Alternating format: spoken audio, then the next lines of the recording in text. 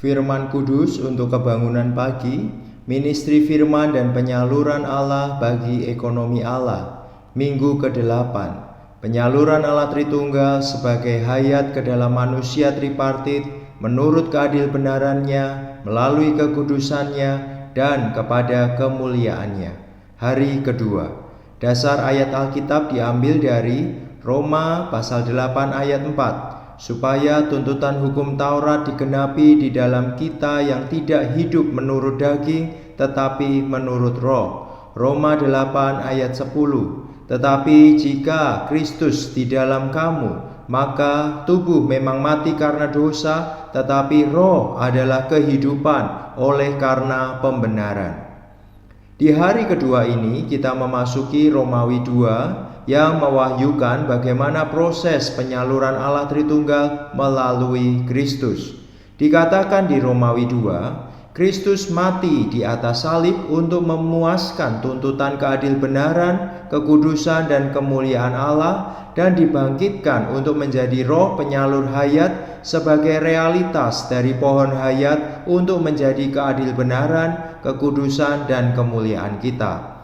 Dalam 1 Korintus 1 ayat 30, Kristus oleh Allah telah menjadi hikmat kita sebagai 3 perkara penting dalam penyelamatan Allah. Pertama, kebenaran untuk masa lampau kita. Dengannya kita telah dibenarkan Allah sehingga kita bisa dilahirkan kembali di dalam roh mendapatkan hayat Allah. Kedua, pengudusan untuk masa kini kita. Dengannya kita berangsur-angsur dikuduskan di dalam jiwa kita dan berangsur-angsur diubah di dalam pikiran, emosi dan tekad kita oleh hayat ilahinya. Ketiga, penebusan untuk masa kelak kita, yaitu penebusan tubuh kita. Dengannya tubuh kita ditransfigurasi oleh hayat ilahinya sehingga memiliki coraknya yang mulia. Karena Allah, kita bisa berbagian dalam penyelamatan yang demikian lengkap dan sempurna, agar seluruh diri kita, roh, jiwa, dan tubuh secara organik bersatu dengan Kristus, dan Kristus menjadi segala sesuatu kita. Berikutnya dijelaskan di poin A bahwa hayat Allah Tritunggal disalurkan ke dalam diri 3 bagian kita, menjadikan kita manusia hayat untuk menjadi putra-putra Allah dan anggota-anggota Kristus untuk menyusun tubuh Kristus bagi ekspresinya. Karenanya menggenapi tujuan sebermula Allah.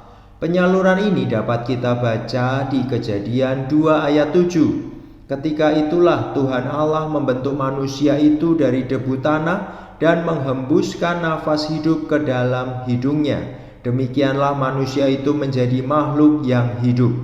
Tubuh manusia yang dibentuk dari debu tanah adalah bentuk luaran manusia dan merupakan organ manusia untuk mengontak ruang lingkup materi.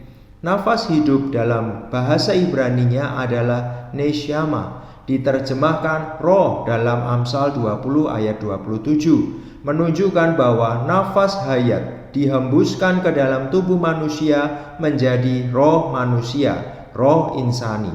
Roh manusia adalah organ batin manusia untuk mengontak Allah, menerima Allah, diisi Allah, dan mengasimilasi Allah ke dalam seluruh dirinya sebagai hayatnya dan segala sesuatunya. Roh ini secara khusus dibentuk oleh Allah dan menduduki tempat yang sama penting dengan langit dan bumi dalam firman kudus Allah. Roh manusia adalah untuk menyembah Allah, untuk dilahirkan kembali oleh Allah, dan disatukan dengan Allah supaya manusia dapat berjalan dan hidup dalam satu kesatuan organik dengan Allah untuk menggenapkan tujuan Allah. Selanjutnya, jiwa manusia yang adalah personanya, dirinya, tidak dibentuk dari unsur tertentu, tetapi dihasilkan dari bergabungnya roh manusia dengan tubuh manusia. Jiwa yang tersusun dari pikiran, emosi, dan tekad manusia memiliki kesadaran psikologis untuk mengontak ruang lingkup psikologis. Allah beraspek Tritunggal, Bapa, Anak, dan Roh, dan manusia beraspek tripartit, roh dan jiwa dan tubuh. Allah Tritunggal menciptakan manusia tripartit demikian untuk menjadi satu bejana yang hidup, supaya manusia dapat memiliki kemampuan untuk menampung Allah dan bersatu dengan Allah secara organik, menjadi organismenya untuk ekspresinya dalam keinsanian. Hayat Allah Tritunggal yang disalurkan ini dapat kita lihat dalam kitab Roma pasal 8. Yang pertama, sebagai hukum roh hayat dalam Roma 8 ayat 2. Sebab hukum yang memberi hayat, Zoe, telah memerdekakan engkau dalam Kristus Yesus dari hukum dosa dan hukum maut. Yang kedua, di roh kita dalam Roma 8 ayat 10. Tetapi jika Kristus di dalam kamu, maka tubuh memang mati karena dosa, tetapi roh adalah hayat, Zoe, oleh karena pembenaran. Yang ketiga, di jiwa kita dalam Roma 8 ayat 6. Keinginan roh adalah hayat, Zoe, dan damai sejahtera. Dan yang terakhir di tubuh kita dalam Roma 8 ayat 11. Jika roh Dia yang telah membangkitkan Yesus dari antara orang mati tinggal di dalam kamu, maka Ia yang telah membangkitkan Kristus Yesus dari antara orang mati akan memberi hayat, Zoe, juga kepada tubuhmu yang fana itu oleh rohnya yang tinggal di dalam kamu. Tahap pertama, karunia keselamatan Allah, pembenaran, bersangkut paut dengan roh kita. Tahap kedua, pengudusan, terutama membereskan jiwa kita dan juga sedikit meresapi tubuh kita. Dan tahap ketiga, pemuliaan, menyangkut tubuh fisik kita. Dalam Roma 8 ayat 10 Paulus berkata, jika Kristus ada di dalam kamu, roh adalah hayat oleh karena keadilbenaran. Itu berarti kita beroleh keadilbenaran dalam pembenaran Allah. Melalui keadilbenaran ini roh kita telah dihidupkan dan secara nyata menjadi hayat. Tetapi dalam jiwa kita belum ada hayat ilahi. Sebab itu kita perlu bekerja sama dengan Kristus yang berhuni dengan meletakkan pikiran kita di atas roh, memampukan roh hayat untuk menjenuhi pikiran kita dengan dirinya. Sesudah itu pikiran kita akan menjadi hayat.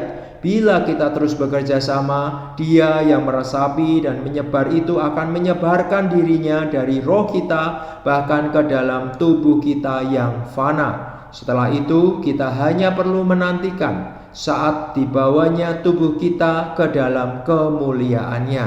Itulah pemuliaan kita. Mari kita berdoa.